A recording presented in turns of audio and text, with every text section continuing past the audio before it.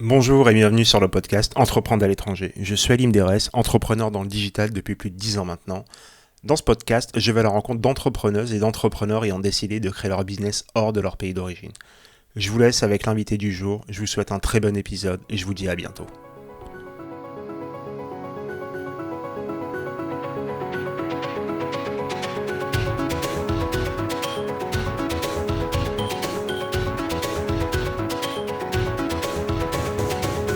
Bonjour à tous et bienvenue sur le podcast Entreprendre à l'étranger. Alors aujourd'hui, on est à Lisbonne et on reçoit Alejandro. Alejandro est un restaurateur, alors colombien qui est passé par la France et qui aujourd'hui est installé à Lisbonne. Le mieux, je vais faire comme d'habitude, c'est je vais le laisser se présenter et puis après on va échanger, discuter, se raconter des anecdotes et surtout le découvrir. Alejandro, sois le bienvenu. Merci Ali, merci beaucoup. Merci de l'invitation. Oui, directement de Lisbonne. Là, on est directement depuis le restaurant, depuis Arque. Et c'est à partir d'ici que, on va dire, c'est une nouvelle partie de ma nouvelle vie depuis que je suis au Portugal. Ouais. D'accord. Alors on va essayer de remonter le plus loin, le plus loin possible. Donc t'es né en Colombie Oui. et tu as fait un passage par la France. Voilà. Ce que j'ai envie de savoir, ce que j'ai envie d'expliquer aux auditeurs, c'est comment de Colombie t'arrives en France dans un premier temps, et puis après on fera l'étape France-Portugal. Alors, la partie Colombie-France, ça a démarré tout simplement de l'envie de mes parents, en fait, parce que mon père a fait une grosse partie de ses études à Paris. Il a appris le français et il a découvert ce que c'était avec le système éducatif français. Lui, il est colombien d'origine, ma mère également. Mais ce passage-là à Paris pendant plusieurs années lui a beaucoup plu. Et quand il est revenu de Paris, moi je suis né quelques temps après, l'objectif c'était choisir une école. Donc, il a cherché toutes les écoles francophones. En l'occurrence, celle où je me suis plu le plus, c'était le lycée français. On a essayé l'école suisse, une autre école. Mais vraiment, c'était le lycée français où je me suis senti très bien.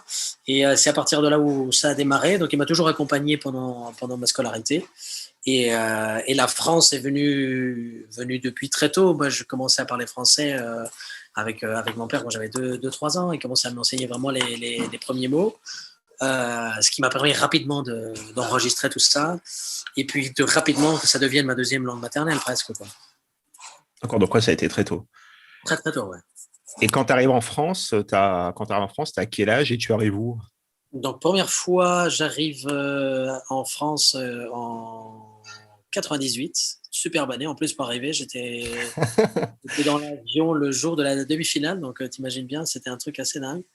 Et j'arrive là-bas dans une école française à Saint-Étienne. Moi, j'habitais à Val-Fleury, donc à une petite demi-heure de route, en plein milieu de la campagne, dans une famille d'accueil, des amis d'amis de mon père, qui avaient 2 enfants, dont la jeune fille était de mon âge, hein, et donc on allait à l'école ensemble. Et c'est à partir de là que tout a démarré, sachant que le père de famille, donc Philippe, était un passionné de cuisine incroyable. Et c'est à partir de là que tout a démarré. L'hiver 98, pour être plus précis.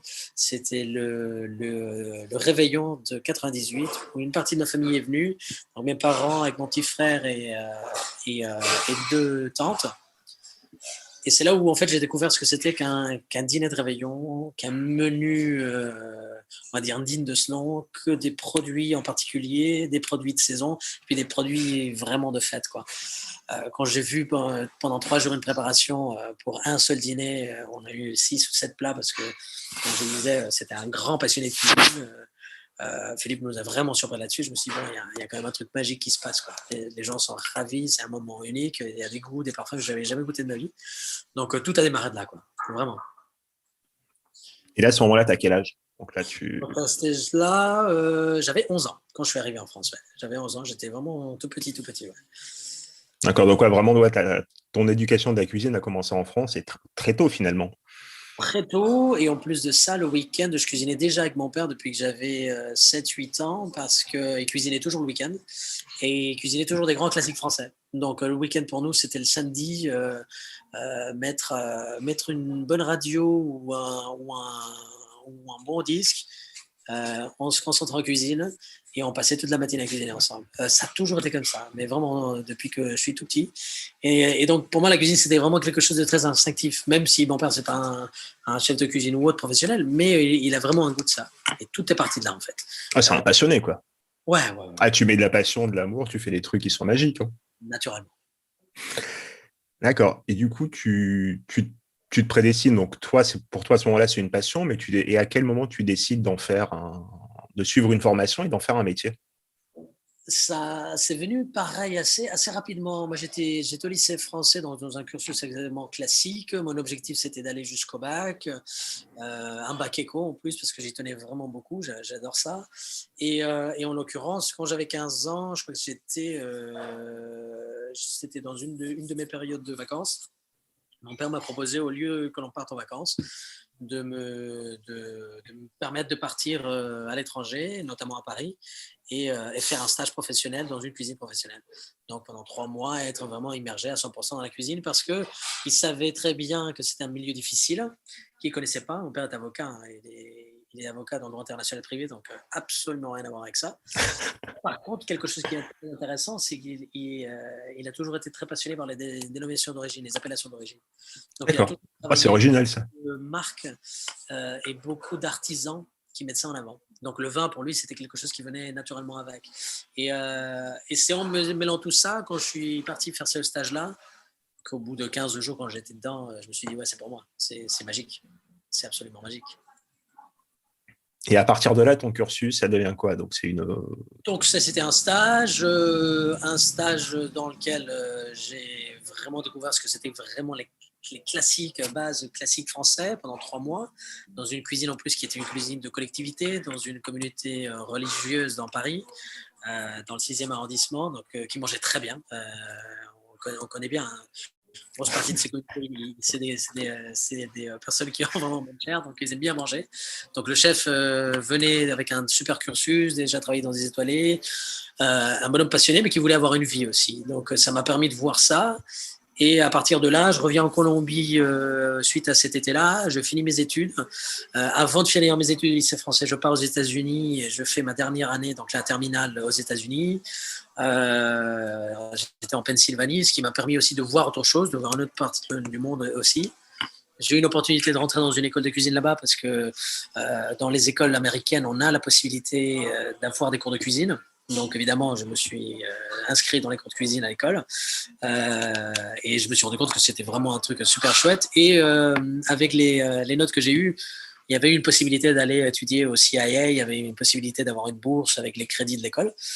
Mais bon, pour moi, la fascination, c'était la France, le monde, l'empire de la gastronomie, c'était toujours la France. Donc je me suis dit, bon, même si c'est une très bonne opportunité, je vais revenir, je vais terminer mon bac et à partir de là, je déciderai où je pars, quoi. Et ça s'est fait comme ça, en fait. Je suis revenu en Colombie, j'ai D'accord. terminé mon bac, spé éco, et puis à partir de là, j'ai eu la possibilité de choisir où je voulais faire mon école hôtelière, au détriment de beaucoup d'envie des personnes qui nous encadraient pour que je fasse autre chose, de l'économie, une école de commerce ou bien d'autres choses. Mais pour moi, comme j'ai toujours dit, il n'y avait pas de piano de cuisine dans les écoles rue Saint-Guillaume. Donc je me suis dit, bon, à partir de là, ça ne va pas le faire pour moi. Donc, je vais aller vraiment chercher la cuisine avant tout, quoi. Et puis c'est parti là-dessus, arrivé à Biarritz en 2007. Ouais. D'accord. Et du coup, non, mais ce qui m'intéresse, c'est que tu as dit les gens qui t'encadraient. C'est vrai que ça a l'air semblé bizarre qu'un élève brillant fasse de la cuisine et n'aille pas faire une école de commerce ou. Oui, et c'est surtout là où je me suis rendu compte que notre milieu dans la restauration, il y a cette idée un peu de voie de garage, une sorte de, bon, si tu n'y arrives pas dans un cursus plutôt classique, il y a toujours ça.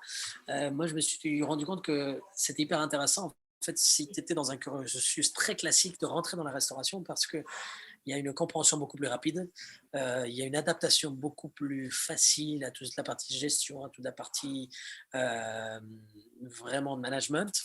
Et en même temps, il y a tout un univers très différent à découvrir au niveau professionnel. Donc, je pense que c'est des très bonnes choses et un nouveau monde à découvrir qui font qu'un équilibre se crée et on peut avoir vraiment un succès et on peut arriver à faire de très bonnes choses assez rapidement. Ouais.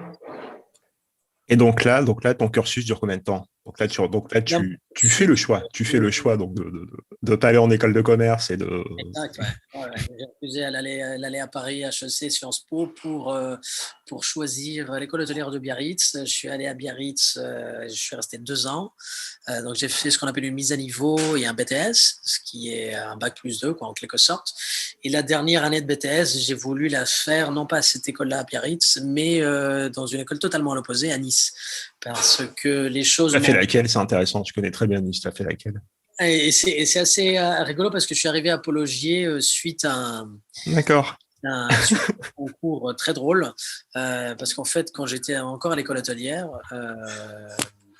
on, on s'entraînait sur pas mal de choses et j'ai toujours adoré les concours en fait à ce moment-là parce que ça a toujours été pour moi le tremplin pour apprendre plus vite. Un concours de salle ou un concours de cuisine ou n'importe quel concours, ça te pousse à te préparer très vite en très peu de temps. Et puis surtout très bien, une vision très large et à pratiquer. Donc à partir de là, j'ai fait un concours de salle par le défi d'un de mes anciens profs qui était meilleur ouvrier de France et qui se présentait à un championnat du monde de maître d'hôtel, qu'il avait déjà fait l'année précédente. Et un jour, comme ça, sur le ton d'une blague, il m'a dit, écoute, bah, t'as qu'à t'inscrire pour la Colombie si tu es aussi critique sur ce que je fais. Et puis c'est parti d'une blague, je l'ai pris un peu plus au sérieux, je lui ai dit, ah bah tiens, c'est pas une mauvaise idée. Comme ça, on ira passer un week-end en Espagne pour le championnat du monde, ça peut être drôle. Puis j'ai appelé l'organisation du concours en Espagne en leur disant que je représenterais la Colombie. À cette époque, je n'avais pas encore la nationalité française, donc j'avais la possibilité de faire ça. Et donc, je suis allé représenter la Colombie, et puis l'impensable est arrivé. Donc, ouais, un truc magique. Pas très facile à digérer par la suite, hein, parce que bon, c'est un peu comme l'élève qui dépasse le maître, donc ça n'a pas toujours été un truc hyper facile. Mais ça m'a permis d'avoir une ouverture sur le monde un petit peu différente et surtout de découvrir un restaurant qui a changé mon parcours, qui a été Mugaritz. Parce que suite à ce concours-là, un des jurys de ce concours était le directeur de salle de Mugaritz, qui à l'époque était, si on met ça dans le contexte, c'était le 3e meilleur restaurant du monde. C'était dans les top 3 des restaurants espagnols avec El Bulli et le Cellar de Can Roca. Donc, c'était vraiment une énorme opportunité. Mais par contre, ce n'allait pas être en cuisine, mais là, j'allais définitivement essayer de le monde de la cuisine pour entrer en salle. Donc c'était là où j'ai décidé que c'était plus un hobby, c'était plus quelque chose que je faisais le week-end pour gagner de l'argent, mais quelque chose que je pouvais vraiment prendre comme un métier à part entière. Et tout a démarré de là, en fait. D'accord. Et du coup, quand tu as dit que l'élève dépasse le maître, donc tu deviens quoi? Tu deviens champion du monde, tu obtiens le Ouais, titre. ouais, le plus jeune à avoir ça dans l'histoire de ce concours. Donc, la plupart des collègues, ils avaient tous entre 38 et 45 ans, 20 ans de métier, beaucoup de médailles à leur, à leur insu. Moi, j'en avais aucune. Je me rendais même pas compte, hein. Mais je pense que c'est ça aussi. Il y avait aucune limite parce que je le faisais pour vraiment la passion du truc, quoi. Et c'est ce qui m'a permis d'aller très, très loin. Néanmoins, l'année suivante, j'ai voulu repasser le concours parce que j'ai vraiment beaucoup aimé ça. Donc, ils m'ont défié à rejouer le titre. Et j'ai rejoué le titre en Italie. Ouais. Et je suis arrivé deuxième en Italie, en rejoignant le titre avec, pareil, le même type de schéma, avec des grands professionnels. Mais bon, déjà, à ce moment-là, il y avait déjà un parti pris qui était différent. Et puis toute une histoire autour de ce concours-là qui était super chouette. Donc, il y avait d'autres concurrents, il y avait d'autres personnes qui venaient concourir là-dedans. Donc, c'était hyper intéressant. Et puis, j'avais déjà un peu plus grandi l'année suivante. Donc, il y a plein de choses à faire. Plein de nouvelles choses à faire. C'est génial, c'est-à-dire qu'en fait, ouais, tu deviens champion du monde, à ce moment-là, t'as quoi? T'as 21, 22 ans? Ouais, j'en avais 22, 23, ouais, quelque chose comme Ouais, ça. 22 ans. Donc écoute, ouais, tu arrives deuxième l'année suivante, écoute. Ah oui, non, Non, c'était très non, mais bien. comment dire, tu arrives deuxième et tu as déjà une étoile sur le maillot. Donc. Oui, oui, oui, non, c'était très bien. Et puis bon, c'était en Italie, par les amis italiens. Ils m'ont dit, écoute, voilà, c'est comme ça que ça marche ici. Et on est arrivé à 2 points de différence sur le pointage final. Donc, c'était vraiment pas grand-chose. Mais surtout que j'étais très content parce que dans l'épreuve, ça c'était assez rigolo, c'est vraiment la partie anecdote. Je me suis dit, bah, si on va jouer le tout pour le tout, bah, on va y aller à fond. Donc j'ai fait un plat autour de la Colombie, ce qu'il fallait toujours faire avec les produits qui nous imposaient. Mais la recette avait un accord mets-vin avec un vin français, donc de Bandol, avec le domaine de la Bastide Blanche, juste à côté du lycée. Et en plus de ça, j'ai voulu vraiment défier et jouer avec les Italiens. Je pense que c'est aussi ça qui n'a pas forcément joué dans les derniers points. C'est que j'ai voulu faire une pâte en Italie. Donc une pâte en 3 couleurs. J'ai fait un bandeau de pâte en 3 couleurs que j'ai cuit au moment, au sautoir, totalement à l'opposé de comment on cuit une pâte. Et j'ai pris la technique de la cuisson d'un légume dans un emperé pour cuire une pâte à la minute pendant 1 minute 30, quoi. Chose qui ne s'est jamais fait, quoi. Donc, cuire une pâte au poêlon, faire un pliage et la servir sur l'assiette 3 minutes après, ça, c'était un truc de jamais vu, quoi. En Italie, en plus. Donc Il y a, c'était il y a vraiment un, il y a un petit côté provoque. oui, oui, oui, oui, j'aime beaucoup ça, ouais. C'est toujours important. C'est toujours important. D'accord, donc ouais, non, mais ouais, comment dire, en fait, ouais, ton parcours, ouais, quand on discutait en amont du podcast, ouais, tu m'as dit le parcours a démarré très tôt. Ça a été très intense, ouais, je comprends quand tu parlais d'intensité.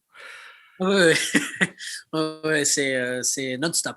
Non-stop. Bon, D'accord. ça m'en a valu comment on dit, des vertes, pas mûres, hein. J'ai eu des accidents de parcours, hein, mais on va dire que les accidents de parcours, c'était plutôt au niveau physique, au niveau de la résistance. Je me suis rendu compte que c'est vraiment un marathon, quoi. La restauration, c'est pas forcément un métier que l'on fait à 1000% chaque jour. Il faut savoir se doser, il faut savoir s'entraîner, en fait. Et Non, après, j'ai un très bon ami qui a arrêté une carrière de cuistot. ouais, Mais c'est vraiment, c'est parce qu'il. un travail très demandant. Et c'est là, en fait, c'est ce qui m'a fait joindre, on va dire, l'utile à l'agréable. Tout l'entraînement, j'étais très sportif pendant toute ma jeunesse. Et c'est ce qui m'a permis de rendre tout ce côté très sportif, le lier à une pratique, mais une pratique un peu plus consciente, je dirais. Et c'est là où j'ai commencé à pratiquer du yoga très vite, à commencer à pratiquer des exercices de respiration, à rentrer dans la méditation. Et petit à petit, en fait, c'est ce qui m'a ouvert les portes quelques années après de vouloir prendre des vacances, d'aller en Inde, et ce qui a provoqué qu'aujourd'hui je suis au Portugal. On va y venir. Donc après la France, donc il y a eu un court, on va dire, on peut appeler ça un court passage en Inde. Oui, oui, oui. Bah, c'est surtout que la France a été le plus gros passage. Après avoir ces 2 championnats du monde-là, je reviens en France. Donc, j'étais à Mugaritz en Espagne. Je reviens en France, même si ils ont eu la gentillesse de m'offrir une place pour travailler là-bas. Mais je me suis dit qu'il y avait autre chose. Et quand je suis allé travailler à Mugaritz, j'ai eu la chance de pouvoir travailler dans la brigade de vin parce que la sommelière était à la recherche d'un sommelier. Et quand je suis arrivé là-dedans, j'avais une certaine curiosité là-dessus. Et en fait, on a eu la chance, chose que j'avais jamais fait dans un autre restaurant avant, de pouvoir s'asseoir à table et goûter. Et goûter les plats, et goûter les vins. Et c'est là où pour moi, ça a décuplé ma sensibilité. C'était magique en fait. Il y avait quelque chose de magique qui se passait entre la cuisine, le vin, le service en même temps. Et on a tous goûté. C'était quelque chose qu'on faisait au restaurant au début de chaque saison. Et là, je me suis dit, ouais, c'est un truc de malade. Il y a quelque chose de très spécifique, je veux comprendre. Et à l'époque, Linda Violago, donc, qui était la chef sommelière de Mugaritz, me dit écoute, si ça t'intéresse, bah, je cherche quelqu'un pour servir l'eau et accompagner le service. J'ai dit pas de problème, j'y vais.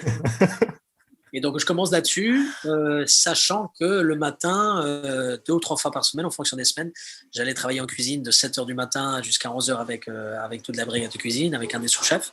Ils m'ont permis, en fait, parce que je leur ai partagé la passion que j'avais pour la cuisine, ils m'ont permis de rentrer pratiquer avec eux le matin en mise en place. Et après, je prenais le service avec l'équipe de salle par la suite. Et j'ai commencé à travailler du coup avec elle dans le vin. On a commencé à goûter ensemble, on a commencé à vraiment faire un travail de fond ensemble. Et là, je me suis dit, c'est un truc qu'il faut que je comprenne plus. Il y a un éventail de possibilités aussi grand que celui. Et donc, au lieu de revenir en France, terminer l'école hôtelière à Biarritz, c'est là où j'ai décidé en fait d'aller à Nice parce que c'était une mention complémentaire qui était ouverte où il y avait une possibilité de rentrer. Et j'ai postulé, ils m'ont accepté et donc j'ai déménagé. Et je me suis installé à Nice cette dernière année. Et en fait, c'était très drôle parce que je travaillais l'été en cuisine pour gagner de l'argent et j'étudiais le reste de l'année en le vin et le service, vraiment pour ma formation. Donc, tout s'est inversé en fait. Tout ce que je faisais avant, s'est inversé. Et à partir de là, une grosse partie de mon travail sur la Côte d'Azur, sur le Macandille à Mougins. Après, je suis allé à l'hôtel du Cap Rock à Antibes. Et puis, de l'hôtel du Cap, je suis parti à Paris en 2000, si je ne me trompe pas, ça devait être 2010, pour travailler avec David Toutain à l'ouverture de son restaurant à Paris, rue Mazarine, le premier restaurant qu'il a ouvert à Paris. Parce qu'en fait, j'avais rencontré David Toutain à Mugaritz. C'était le seul Français qui était à Mugaritz. Et on s'est pris d'amitié, on s'est très bien entendu. Il a rencontré sa femme là-bas, donc on avait plein de choses vraiment en commun. Et j'étais le seul qui parlait français, donc c'était assez drôle quand même. Et quand il a ouvert son restaurant, il est revenu de New York, il m'a appelé, il m'a dit écoute, j'aimerais qu'on travaille ensemble. On avait déjà essayé de faire ça à Vancouver, mais ça n'avait pas marché entre-temps. Donc il m'a dit je pense que c'est le moment, monte me voir. Ça fait 15 jours que j'ai ouvert le resto, je suis en soft opening, viens voir. Et donc je monte, je m'assieds à table. Et là, elle a une énorme claque. Je découvre en fait un bonhomme qui était déjà très talentueux quand je l'ai rencontré, qui avait été chef de cuisine chez Alain Passard à 23 ans, pareil. Prendre les rênes de sa cuisine dans un couloir de 18 mètres carrés où on asseyait 20 personnes et on faisait 15 à 17 plats par personne. Et c'était de la haute voltige. Donc il m'a dit est-ce que tu veux venir travailler pour moi? J'ai dit écoute, on y va, c'est parti. Donc j'ai tout arrêté sur la Côte d'Azur, j'ai fini la saison et je suis monté à Paris. Et depuis ce moment-là, je suis jamais reparti, jusqu'en 2018. Ouais.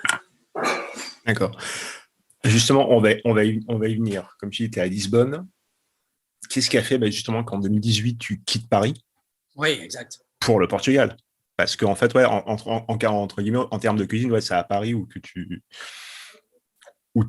te perfectionnes.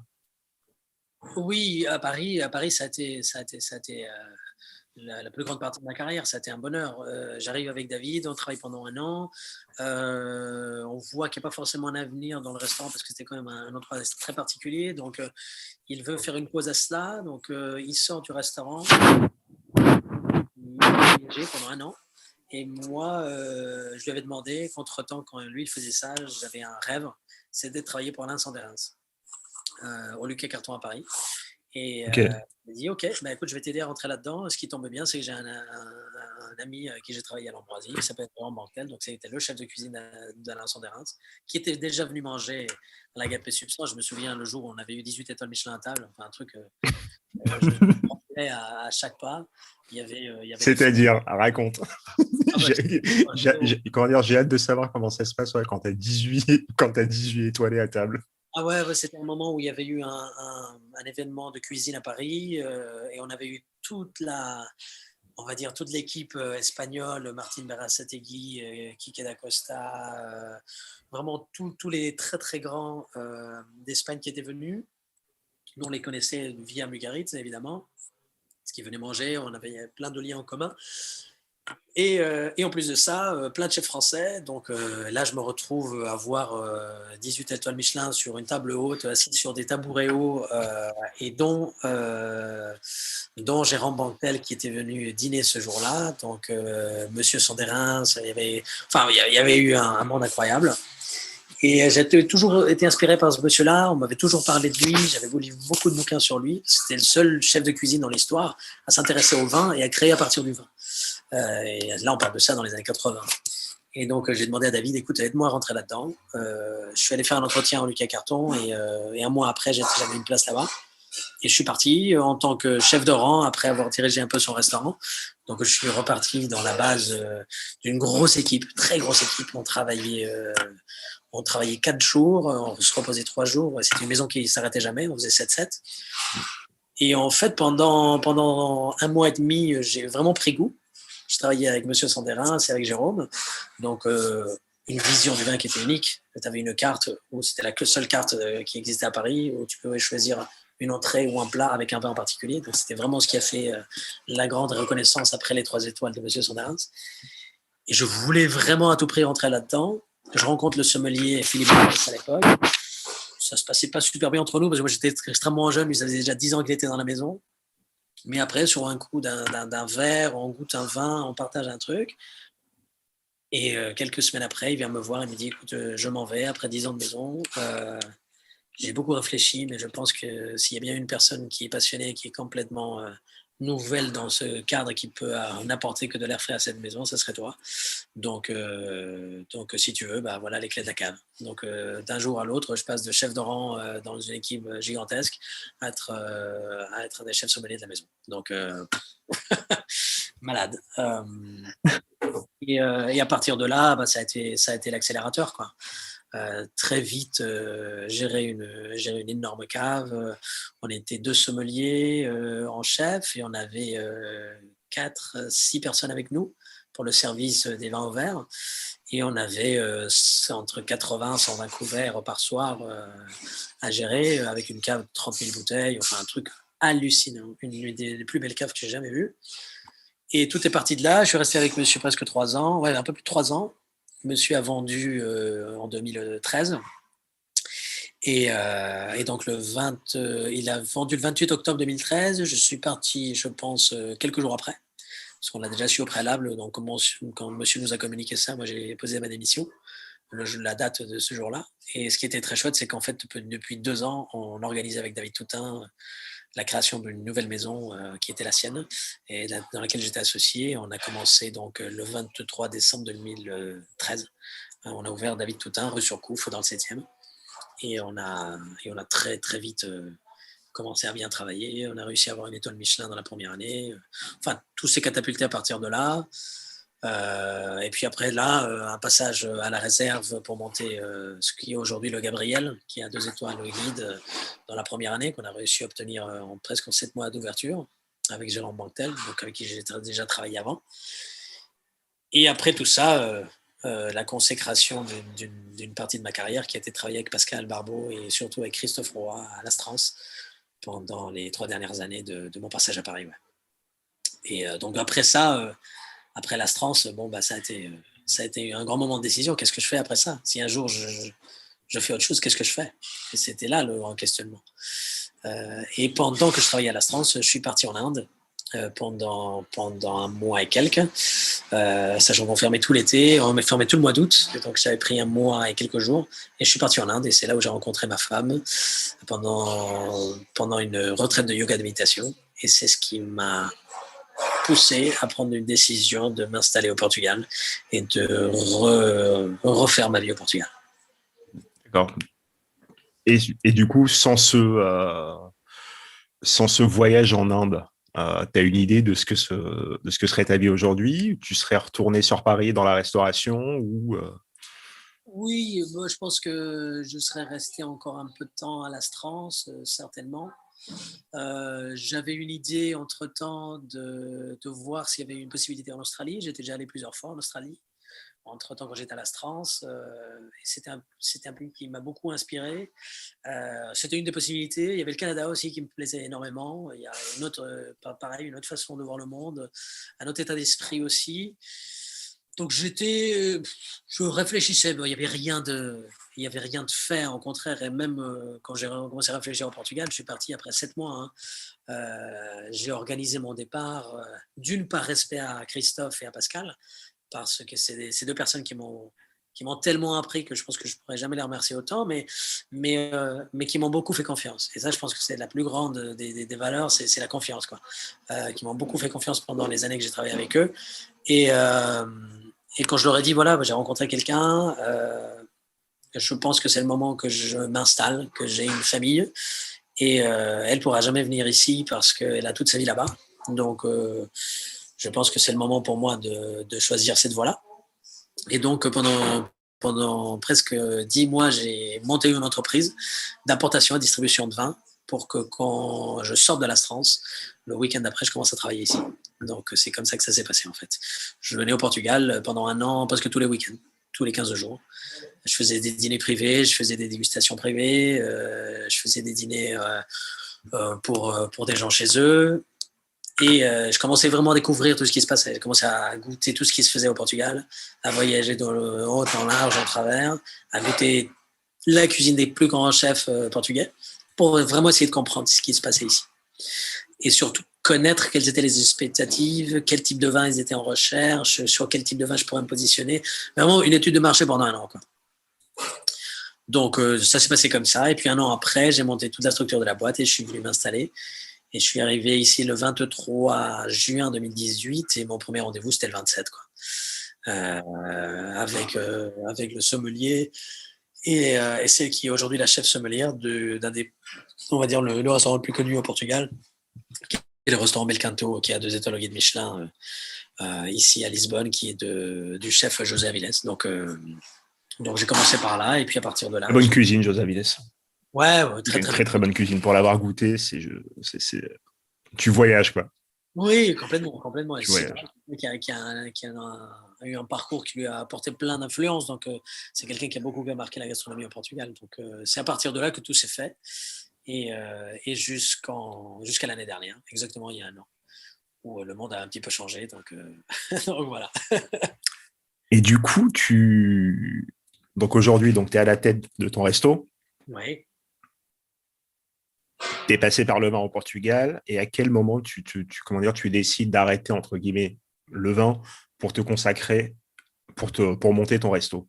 On va dire que le vin, je ne l'ai jamais arrêté et il est toujours en marche. Là, en l'occurrence, j'ai plein de commandes qui sont préparées. On va dire que la société, elle est toujours en vie et je continue à faire de la distribution dans une plus petite mesure parce que le monde a beaucoup changé, hein, et j'avais, on va dire que 85% de mes clients étaient des restaurants. Donc moi, j'avais beaucoup misé sur la restauration au départ parce que le canal particulier, c'était quelque chose que je voulais développer sur un J+3. Donc je m'étais dit 2021, c'était le moment de le faire. Bon, je ne m'y attendais pas ce qui est arrivé. Et donc, ma boîte a pris vraiment un coup. Et ce qui est bien, c'est que c'est du vin, donc ça vieillit bien et puis ça se garde. Donc, j'ai un très beau stock que j'ai gardé pendant longtemps et qui aujourd'hui m'a servi, en fait, quand je me suis dirigé vers le métier de restaurateur, encore une fois, c'est de pouvoir apporter ça dans un restaurant. Donc, Arquet, où je travaille et où je suis associé, copropriétaire, c'est un restaurant qui s'est créé en 2018, donc en même temps que je suis arrivé au Portugal, par un chef qui s'appelle João Alves, qui est un chef qui a la particularité d'avoir fait un énorme parcours dans la cuisine végétarienne et qui s'est positionné très vite comme vraiment un vrai artisan, un vrai cuisinier de talent dans la cuisine végétarienne. Dans une cuisine très élaborée au niveau végétarien, dans laquelle j'étais client. Et je venais beaucoup parce que ma femme est végétarienne. Et donc, je venais vraiment beaucoup dans un restaurant. On a commencé à travailler ensemble, on faisait plein d'événements ensemble. Et en fait, on avait booké la date du 13 mars 2020 pour commencer à faire un consulting dans lequel je venais prendre en main le service de salle et développer le service de vin au restaurant quand le monde a changé. Le 13 mars, non, c'est précis. Parce que c'est vrai que l'année dernière, ça a pas mal bousculé, notamment pour vous qui êtes, les métiers de bouche. Et du coup, comment vous tenez, clairement? Comment vous tenez? Parce que comment on se redresse? On se redresse pas à ce niveau-là. On tient le plus solidement possible. Donc, comment vous tenez à ce moment-là? Écoute, ça a été pendant 1 an, donc le premier confinement pas évident, un confinement qu'on a vécu difficilement, je pense au niveau émotionnel au départ, très dur, très très dur, de voir une entreprise qui démarrait, que moi je venais à peine de reprendre et qui devait s'arrêter. Au même temps, ça nous a permis de lever un peu le pied, de voir autre chose, de faire du takeaway pendant 1 mois et quelques, les derniers mois avant de la rouverture en mai. Mais bon, ça a laissé une grosse trace dans le passif de l'entreprise, ça a laissé une grosse trace dans les finances. Mais on s'est dit, rien n'est impossible. Donc, quand on a eu le feu vert du 22 mai, on s'est dit, OK, on va ouvrir quelques jours après. Et on va ouvrir non pas que le dîner, parce qu'on faisait que des dîners à l'époque. On avait une toute petite équipe. Joao, il n'avait pas forcément la structure pour faire déjeuner et dîner, avec un rythme très soutenu. Donc, on s'est dit, à partir de là maintenant, on va ouvrir déjeuner et dîner. Et on a commencé là-dessus. On a eu la chance de bien travailler, même si on avait 50% de moins de place, on avait une limitation au niveau des horaires.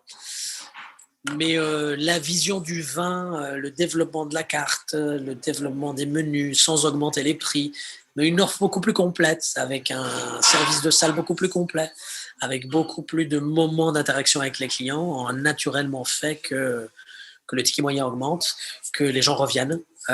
Et on a eu une clientèle majoritairement portugaise qui nous suivait depuis le départ, quand Jean il a ouvert, qui s'est maintenue et qui a été très forte. On avait 80% de Portugais en moyenne, et c'est ce qu'on a encore aujourd'hui. Et petit à petit, on a développé ça pour réussir au moins à combler le vide et à continuer. Et c'est comme ça qu'on est arrivé à décembre. Et malheureusement, est-ce qu'on s'arrête en janvier à nouveau, pour un nouveau confinement au mois de janvier. Mais heureusement qu'on a eu le temps de redresser un petit peu la barque, on va dire de se remettre à flot. Mais ça se joue à pas grand-chose. Hein. Ça se joue à pas grand-chose.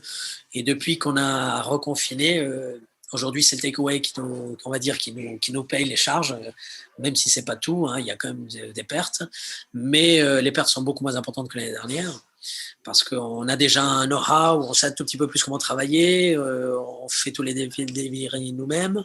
Et puis, on a développé plein de choses à côté. On a créé cet événement qu'on fait tous les mardis soirs avec une box, une boîte que les clients viennent chercher ou qu'on livre chez eux, dans laquelle ils ont vraiment un moment de partage avec nous, directement depuis notre cuisine chez eux. Et donc, ils cuisinent avec nous une entrée, un plat ou un plat, un dessert. Quelque chose d'un tout petit peu plus démocrate que notre takeaway, qu'on fait à 35 € pour 2 personnes. Donc, quelque chose qui est voulu être dans un plus grand nombre de personnes. Et ce qui nous permet aussi d'échanger beaucoup plus, de pouvoir partager avec nos clients qui nous ont beaucoup soutenus et dans lesquels on a même créé une campagne il y a quelques mois. Je pense que je peux vous la montrer ici. On a un mur du restaurant juste au-dessus qui est empli en fait de ces magnifiques petits oiseaux, ces hirondelles, qui au Portugal sont très symboliques parce qu'il y a plein de chansons, il y a plein d'histoires autour des hirondelles parce qu'elles reviennent toujours le printemps pondre les œufs et refaire leur nid. Et c'est quelque chose de très portugais. Et je me suis dit à un moment donné, il faut qu'on fasse c'est une expression en anglais que j'avais entendue une fois, make your mess a message, de faire de ta difficulté vraiment un message. Je me suis dit, écoute, on va partager avec les gens, on va faire une vidéo, on va leur expliquer, voilà, c'est pas évident, mais c'est à travers vous qu'on va y arriver. Quoi. Et c'est avec votre aide qu'on va y arriver. Et donc, en fait, on a créé une idée de faire de l'origami, qui est extrêmement symbolique, hein, si on recule un tout petit peu dans l'histoire d'origami, et qui nous permet en fait d'avoir la signature de chacun de nos clients qui prennent un takeaway ou qui prennent une boîte en friterie Arc le mardi soir, et qui ont été 100% dédiés sur le mur de notre restaurant. Donc, quand on réouvrira, en espérant le 19 avril, croisons les doigts.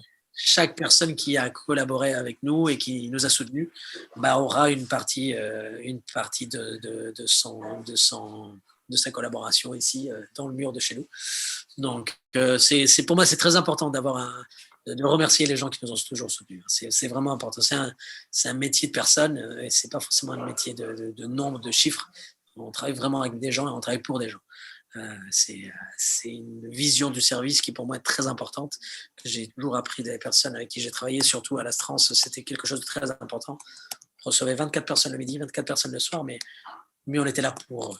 Et aujourd'hui, on a réduit le restaurant, je pense qu'on ne pourra pas faire un peu plus de 28 couverts quand on réouvrira avec 50% de limitation, et on fera tout pour ces 28 personnes, au déjeuner, au dîner. Et c'est en quoi on travaille maintenant, exactement. Écoute, je te souhaite beaucoup de courage. Donc Merci. Non, mais comment dire, c'est ayant vécu 3 ans d'affilée au Portugal et faisant des allers-retours depuis maintenant 1 an, donc je suis réellement, viscéralement attaché au Portugal. Ma boîte est au Portugal, mais c'est 80%, 70 à 80% de mon activité est au Portugal. Donc, voilà, donc c'est un pays auquel je suis viscéralement attaché. Donc, ouais, non, donc déjà, on sera là mardi. Ça, je te l'assure. Mardi, on sera là. Et on reviendra, ça c'est une évidence. Et aujourd'hui, comment dire, est-ce que c'est le restaurateur ou l'entrepreneur qui est le plus alerte, entre guillemets? C'est-à-dire, pour traverser cette situation, tu as ta casquette de restaurateur, comment dire, d'amoureux, de passionné de, de la gastronomie, ou comment dire, c'est l'entrepreneur bulldozer qui, quoi qu'il en coûte, faut que ça avance, quoi. Je pense qu'il y a deux choses en même temps. C'est deux choses en même temps. C'est un concept de restaurateur que je pense est assez rare en Portugal. Pour avoir accompagné beaucoup d'entreprises, j'ai rarement vu, on va dire, j'ai pas vu de restaurant qui est deux associés, dont un soit en cuisine et un soit en salle. On va dire ce binôme qui est dans un équilibre vraiment complet. Et qui permet aussi d'avoir une vision très large de notre métier. Très large dans le sens commercial, dans le sens du marketing, dans le sens de la finance, dans le sens de l'investissement, de comment se vendre, du design intérieur. Parce que finalement, quand tu es propriétaire de ta propre entreprise, tu es entrepreneur, mais en même temps, quand tu fais de la restauration, tu es restaurateur, il faut que tout passe, tout ait une importance. Chaque chose a une importance. Que ce soit un petit point aux toilettes, sur un point d'un mur, sur la fleur que tu as à l'entrée, tout un lieu doit avoir une cohérence. Et c'est aujourd'hui, je pense, ce qui, en quelque sorte, se résume de mon parcours. Je suis très heureux d'avoir eu autant d'expériences différentes, autant d'intensité dans mon parcours qui me permettent une chose très simple. C'est aujourd'hui comprendre le métier de restaurateur d'une façon très ample. De comprendre que c'est un business, de comprendre que c'est un métier avec une grosse implication physique, avec une grosse implication financière, mais en même temps, que c'est un métier de personne et qu'il faut savoir gérer des équipes, il faut savoir gérer des gens, il faut savoir gérer un service, gérer du vin, gérer des achats, mais en même temps, c'est un tout. Et aujourd'hui, tu vois, je donne des cours à l'école hôtelière depuis 1 an et demi. C'est une des choses que j'inculque le plus, et surtout pour les jeunes qui sortent aujourd'hui dans le milieu, c'est la multidisciplinarité. C'est quelque chose que j'ai toujours voulu quand j'ai commencé en cuisine et quand j'ai après changé en salle. Il faut avoir plusieurs cordes d'arsenal si tu veux être propriétaire de ton entreprise dans la restauration. C'est essentiel de comprendre the big picture. Il y a plein de métiers où tu n'as pas forcément besoin d'autant parce que c'est des métiers qui englobent des structures très grandes. Mais quand tu es dans un petit restaurant comme le nôtre, on a un tout petit staff, on fait très peu de couverts en comparaison à des énormes machines. Il faut comprendre plein d'aspects différents. Aujourd'hui, tu vois, on découvre la partie les prêts bancaires, les finances avec les aides de l'État, les aides de l'Union européenne, comment ça se fait si, les prêts comme ci, les prêts comme ça. Enfin, ça n'arrête pas. Ça n'arrête pas. Le système fiscal au Portugal est complètement différent du système fiscal français. Moi, j'étais entrepreneur en France, mais j'ai jamais été entrepreneur au Portugal. Donc, ça a été un énorme changement de mentalité. Comment ça marche, comment sont les déclarations, le suivi fiscal. Enfin, c'est vraiment un autre monde dans lequel tu es obligé d'être dedans, dans lequel tu es obligé de trouver des bons partenaires qui t'accompagnent, un comptable qui t'accompagne, un avocat qui t'accompagne. Et tout ça pour que ton entreprise marche, et surtout en ce moment, pour qu'on arrive à survivre. Je crois que c'est vraiment une question de survie. Si on n'avait pas fait ce qu'on a eu fait l'année dernière, ça serait très difficile. Très, très, très difficile. Et là, comme tu dis, c'est un peu le bulldozer dans le bon sens du terme. Tu peux pas t'arrêter, en fait. Si tu veux avoir un tout petit peu de poumon pour vivre, et pour pallier à un deuxième confinement ou à autre chose, tu es obligé de voir loin. Et c'est la question de la vision, en fait. Et c'est là que l'entrepreneuriat se mêle à ton métier de restaurateur, de marketing, de brand management, de tout. Parce que tu as Akram, tu as le chef français Akram Benallal qui en parle très bien, qui dit en fait, il y a une mutation dans le métier de restaurateur. Il fait aujourd'hui, on voit énormément de types qui sortent d'écoles de commerce ou qui ont fait qui ont fait de très grandes écoles, devenir restaurateur après après un parcours ou une première vie dans qui s'appelle dans le commerce, la distribution, la finance ou autre. Et donc, lui disait dans l'une de ses interviews, je crois que c'était même un podcast, où il disait que on n'a plus affaire à des restaurateurs, mais on a affaire à des entrepreneurs. Et je pense que c'est l'avenir. Parce que nous, avant, on voyait le métier de restaurateur 100% scindé à la cuisine et à la salle, le vin, sans tenir compte du reste. Alors, on avait toujours un avocat, on avait toujours le comptable, c'est lui qui gérait tout ça, on gérait les factures le minimum. Aujourd'hui, dans la situation actuelle, c'est important de comprendre déjà et surtout d'avoir une vision pour peut-être développer notre business ici. Nous, par exemple, une partie dans le corporatif qu'on est en train de développer de plus en plus avec cette idée de Anfitriarque, ce qu'on fait le mardi soir. C'est une expérience en ligne qu'on veut développer vraiment pour les entreprises, parce que les entreprises vont être de plus en plus en télétravail. Le lien social se perd, la liaison avec ton équipe se perd, donc il faut créer des moments comme ça. Et je vois plein d'activités différentes qui se font pour créer ce team building, ce team bonding, enfin il y a plein de termes à ça. Et pour nous, c'est intéressant parce qu'on a une cuisine qui est très différente, qui est une cuisine végétarienne ou plant-based, et qui, même à part les a priori, au contraire, ça soude beaucoup de personnes et ça attire beaucoup. Et en plus de ça, lier ça au vin, lier ça à la bière, lier ça dans l'été, dans les infusions, dans le café, je trouve que c'est un nouvel éventail d'opportunités et plein d'entrepreneurs vous font appel à nous maintenant parce qu'ils savent que ils ont leur personnel qui est réparti dans Lisbonne ou dans la grande couronne de Lisbonne et ils ont besoin de se souder. Et la cuisine a toujours été un moyen de souder les gens. La cuisine a toujours été un moyen de partager, de rigoler un peu, de passer un bon moment, de boire un bon verre de vin en goûtant un bon plat. Et pour nous, c'est une partie de l'avenir. Et tu vois, si j'aurais pas eu toute cette division-là, quand j'ai travaillé au Cordon Bleu à donner des cours, qu'on avait fait plein d'autres choses, j'aurais pas compris cette envergure-là.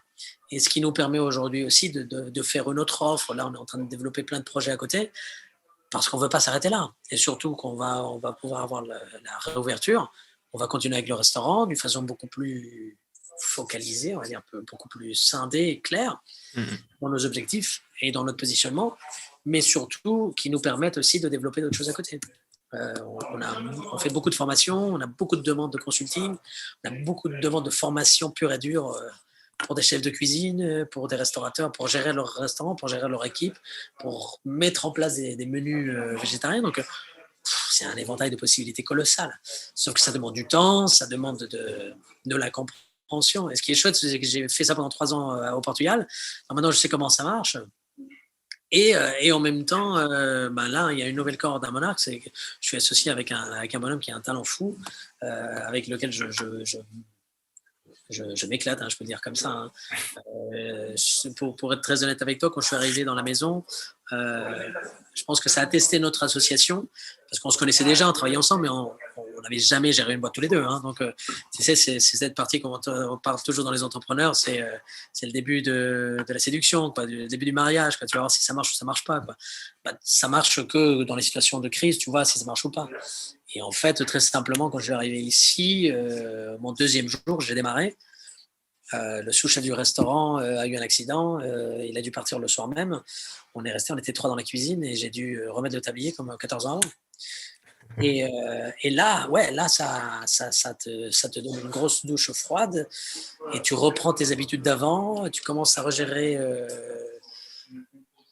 une activité que tu aimes, mais que ça fait longtemps que tu n'avais pas forcément pratiqué. Moi, je cuisine beaucoup, mais au niveau professionnel, tous les jours, non, je ne le faisais plus. Et en fait, ça nous a ouvert un avantage colossal, c'est que on s'est liés tous les deux et on a commencé à créer ensemble. Et là, c'est comme si tu avais 2 parcours de 15 ans de chacun qui se joignent et qui explosent. Donc, on commence à partager plein de choses. On commence à mettre en place une structure de créativité et des processus créatifs. Et aujourd'hui, on en est là, au bout d'1 an, on est vraiment dans une structure nouvelle de processus créatifs dans laquelle on travaille à partir du vin, on travaille à partir des produits de saison, et aussi d'une cuisine végétarienne que moi, je connaissais très peu, que je commençais à peine à m'intéresser il y a 3 ans, et que maintenant, j'ai été poussé à être dans le plus haut niveau. Donc, et on n'est pas nombreux dans toute l'Europe à faire ça. Dans la péninsule ibérique, on est très, très peu à faire ça. Donc, c'est un énorme boulevard de travail. Et moi, j'ai compris il y a 4-5 ans que c'était l'avenir, que la consommation de viande, c'était quelque chose qu'il fallait amoindrir, qu'il y avait une question de conscience aussi environnementale qui était très importante. Donc, tu vois, la vision d'entrepreneur et de restaurateur, c'est très large, c'est très, très large. Et encore plus aujourd'hui, je pense, au niveau de la performance de ton entreprise et et de la durabilité et de la conscience dans l'avenir. C'est un autre éventail de travail. Et on est en plein dedans en ce moment. Que te souhaiter, écoute, que te souhaiter, mis à part que ça reprenne le plus vite possible. Écoute, c'est ce qu'on aime espérer, pouvoir vous retrouver tous ici à table. Ça nous manque vraiment, vraiment beaucoup. Et moi donc, alors tu sais moi jusqu'en décembre, tu sais, je narguais un peu mes potes. C'est quand j'étais en France, bah, c'était fermé. Je leur disais, bah, je m'en moque, je vais au Portugal, c'est ouvert. Mais ouais. Puis après, tu commences à te rendre compte, bah, en fait, au Portugal, ça commence à se fermer gentiment et du coup, bah, il n'y a que du takeaway. Oui, bah nous, on a eu pas mal Et en de janvier, tout est fermé. qui sont venus pour ça. Hein. Et en fait, ce qui était assez drôle, c'est qu'ils prenaient le temps de partir. Il y en a beaucoup qui venaient en mission de travail, donc il y avait de boulot dans plein d'endroits différents. Et puis ils venaient prendre un takeaway, et puis ils partaient le week-end dans un endroit où il fallait qu'ils travaillent. C'était assez drôle. Beaucoup de Français qui nous ont suivis comme ça. Hein. Et ça a été vraiment agréable parce que pour moi, ça me fait un bien fou hein, de revenir à parler français, d'être avec des gens qui ont une sensibilité très similaire à la mienne et puis qui ont le plaisir de manger. Quoi. Ça, c'est un bonheur. Quoi. Et c'est vrai que quand tu partages un truc aussi simple autour d'un takeaway, même si c'est un takeaway dans une boîte, on a fait un énorme effort pour l'adapter, que ce soit vraiment quelque chose de chouette. Hier, on a envoyé un takeaway pour 8 personnes. C'était 8 restaurateurs qui sont venus de Paris. Ils sont ici, je crois, 3 semaines ou quelque chose comme ça, parce que bon, les restaurants sont fermés, donc ils ne peuvent pas faire autrement. Et ils venaient dans une mission de travail. Ils étaient ici à Lisbonne. Et ils m'ont appelé ce matin, ils m'ont dit c'est dingue, cuisine végétarienne comme ça, des recettes plant-based comme ça, on n'a jamais vu. On était ravis, merci. Ça nous a permis de sortir un peu de notre voyage et de goûter autre chose qu'on ne s'y attendait pas. Donc c'est chouette. Même si c'est à travers d'un takeaway, il y a toujours une partie de plaisir. Quoi. Écoute, Alejandro, sauf si tu as un dernier mot, je te remercie pour le temps que tu m'as accordé. Là, j'avoue qu'on il faut avoir un truc, c'est qu'on s'est appelé, on ne devait pas enregistrer, mais du coup, on a enregistré, donc du coup, je crois que ça va faire quoi? C'est 1h30, 2 heures qu'on discute. Quelque chose comme ça, oui. Bah, écoute, c'est avec plaisir. Hein. C'est un immense plaisir. Non, mais sincèrement, j'ai appris plein de trucs. Du coup, j'avais lu ton profil et j'ai lu ton profil sur LinkedIn. Donc, j'avais pris des infos, mais il y en a 2, 3 que j'ai, que je ne connaissais pas, donc que j'ai viens d'apprendre. Et du coup, ouais, c'est un immense plaisir d'échanger avec toi. Je disais, il y a quelques... Pour partager ces histoires. Mais voilà, moi, ça me fascine. Moi, l'entrepreneuriat me fascine et les gens qui prennent de risques me fascinent. Ouais. Moi, ça me fascine. C'est pour l'anecdote. Écoute, je devais sauter en parachute il y a 2 ans. Ça a été décalé 3 fois. D'accord. Mais j'ai encore envie de le faire. Certains me disent, vois ça comme un signe. Il faut y aller. J'ai envie d'y aller, mais je me dis, c'est peut-être effectivement un signe que ça a été annulé 3 fois. Ouais. Et tu sais, c'est un truc qui est assez drôle, c'est cette question de conscience. Quand tu commences à être vraiment dans l'entrepreneuriat très, très à fond et tu t'entraînes beaucoup et tu prends beaucoup de soin de toi aussi, tu as cette partie de conscience qui vient et cet instinct, en fait. Et tu comprends que la vie te parle. Hein, et tu dis, OK, peut-être qu'il faut que je fasse gaffe à ça. Mais exactement. Mais exactement. Écoute, merci à toi, merci Aline pour ton temps. C'était un vrai plaisir. En plus de pouvoir partager en français, pour moi, ça me fait une grande joie. Je parle en français avec ma femme et ma fille, mais c'est vrai que Écoute, cela, pas forcément au boulot. Mais merci. on se fera mal un plaisir à venir t'embêter mardi, puis on échangera en français. Ça ne me dérange pas, au contraire. Merci pour tout. Je te souhaite écoute que ça rouvre le plus vite et qu'on se retrouve autour d'une très belle table le plus vite possible. Et écoute, en l'occurrence, chez toi. Donc. Avec joie, et on fera en sorte que ça se passe comme on l'aime, dans la simplicité et la bonne humeur. Ça, c'est certain. Ouais. Mille merci à toi et une très bonne après-midi. Et puis, j'espère te revoir ici à Lisbonne bientôt. Alors. Mais très, très vite. Très, très vite. Encore merci. Et je vous remercie à tous d'être restés jusqu'à la fin. Je vais vous mettre toutes les infos concernant le parcours d'Alejandro et surtout l'adresse du resto à Lisbonne. J'y ferai un saut, je goûterai, puis je vous dirai quoi la prochaine fois. Parfait, merci. Merci je t'en prie. Allez, ciao. Merci, ciao.